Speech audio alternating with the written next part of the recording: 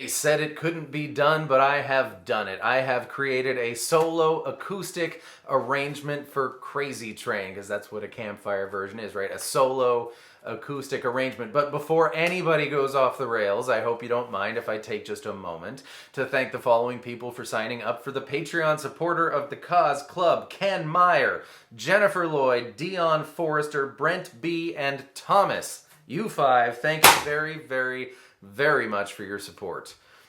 And if you would like to find out what that's all about, the link, of course, is in the description. First of all, let me tell you what this is not. This is not every single note from every single riff in Crazy Train in some capo, open chord, easy to do magic fashion.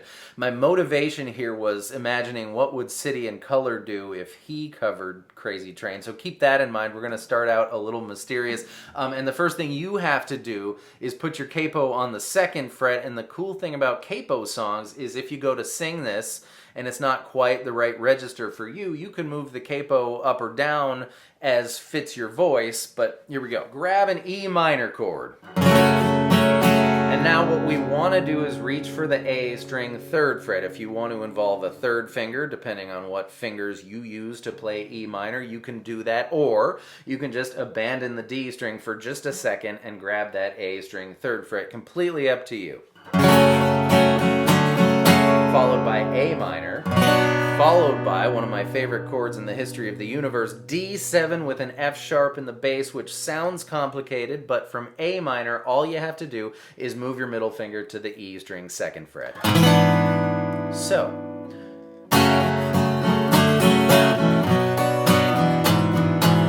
the second time, the A minor is a C instead.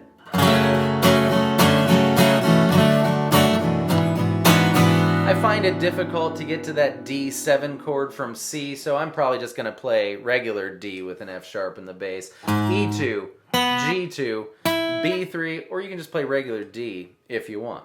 Here we go. E minor, A minor, special D7, C, D. But the last time,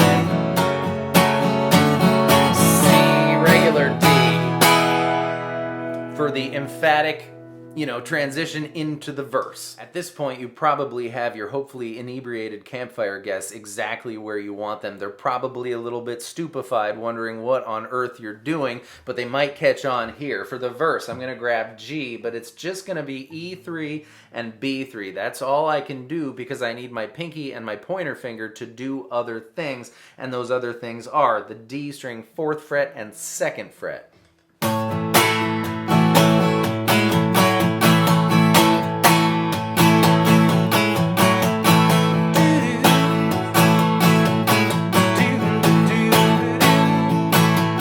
That's it. That's our verse.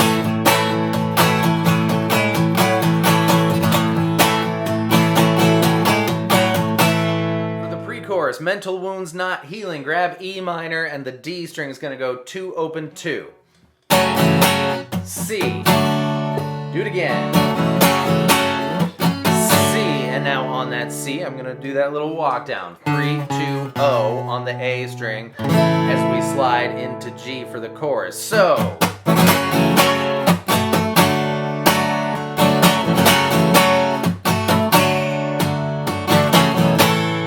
into the chorus. G, D, E minor, and now we obviously can't go,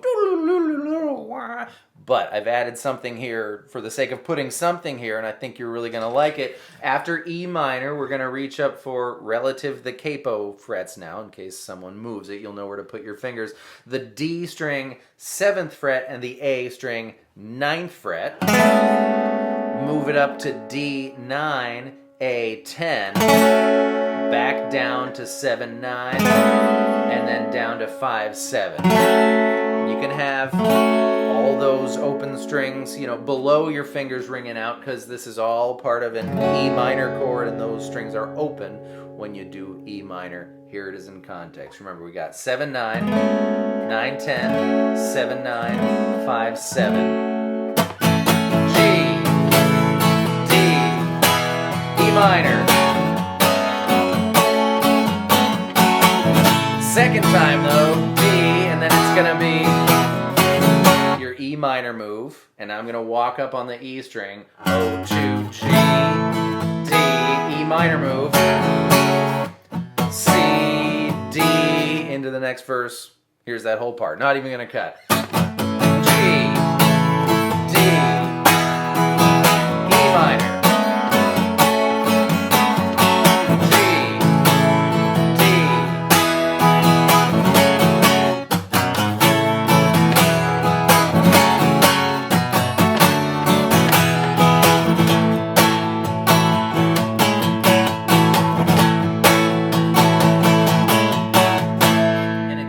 On me, if you want, whenever we're playing C, D back into the verse, you can play D as your C shape, but just 2 frets higher. It's quite a bit more city in color, if you will. And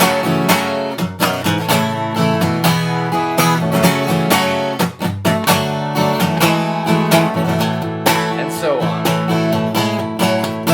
And the bridge. I know that things aren't going right for me, or are going wrong, whichever it is. Okay, E minor. Do, do, do, G, D, E minor, C, D, into the solo section, which I suppose you'd want to know if you're playing along with the song, or in case there's an overzealous kazoo player at your campfire. E minor, C. I'm going to walk down on the A string, 2nd fret on my way to A minor, and then the E string, 3rd fret, 2nd fret, E minor. Here we go. E minor, C.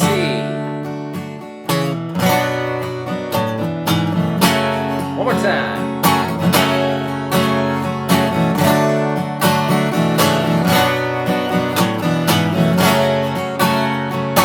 Those are all the pieces. So as spring approaches and the campfires start roaring, go forth and do that. But I'd like to, before we go, take just a minute to explain that funny D7 chord, which means, unfortunately, it's time for another installment of What's the Lesson Here? Starring Miss Poopadoo.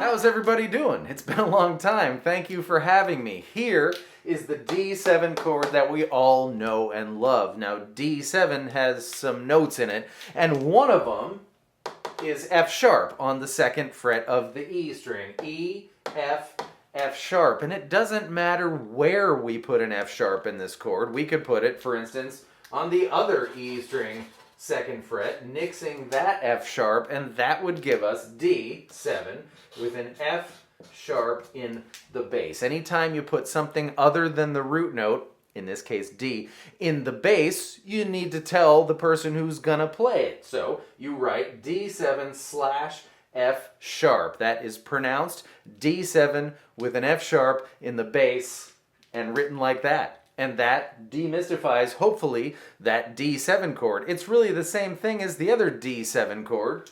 It just has the F sharp in a different place.